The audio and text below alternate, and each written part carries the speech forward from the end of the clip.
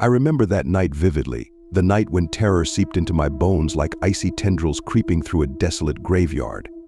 It was supposed to be a simple walk by the old Willow Lake, a place where my childhood memories danced like ghosts in the moonlight. But what I witnessed there shattered the fragile veil between reality and nightmare.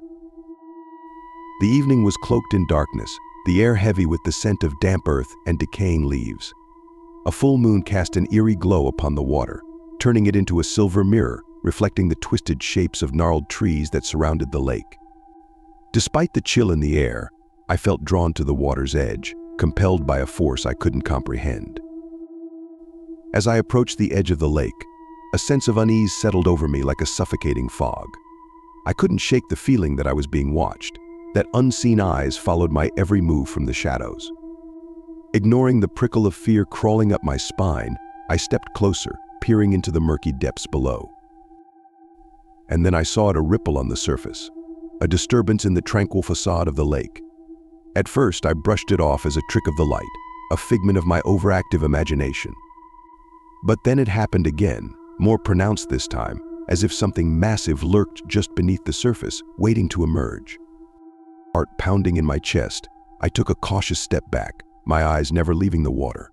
And that's when I saw a shape rising from the depths, shrouded in darkness, ancient and primal. It emerged slowly, as if reluctant to reveal itself fully to the world above. It was like nothing I had ever seen before, a creature of nightmares, with scales like obsidian and eyes that burned with a malevolent intelligence. Its form twisted and contorted as it breached the surface, sending waves crashing against the shore with a deafening roar. I should have run, should have fled from that accursed place and never looked back. But I was frozen in place, rooted to the spot by a terror unlike anything I had ever known. I watched in horror as the creature prowled along the water's edge, its gaze fixing upon me with an intensity that made my blood run cold. And then it spoke not in words, but in whispers that slithered through my mind like serpents. It spoke of ancient secrets and forgotten truths, of a time before time when gods walked the earth and mortals trembled at their feet. It spoke of a hunger that could never be sated, of a thirst for power that consumed all in its path. I wanted to scream, to flee from that cursed place and never look back. But something held me captive, something primal and inexorable that bound me to the spot like a fly in a spider's web. And as the creature drew closer, its presence looming over me like a shadowy specter, I knew that my fate was sealed. In the end, I was just another victim of Willow Lake, another soul claimed by its dark and twisted depths.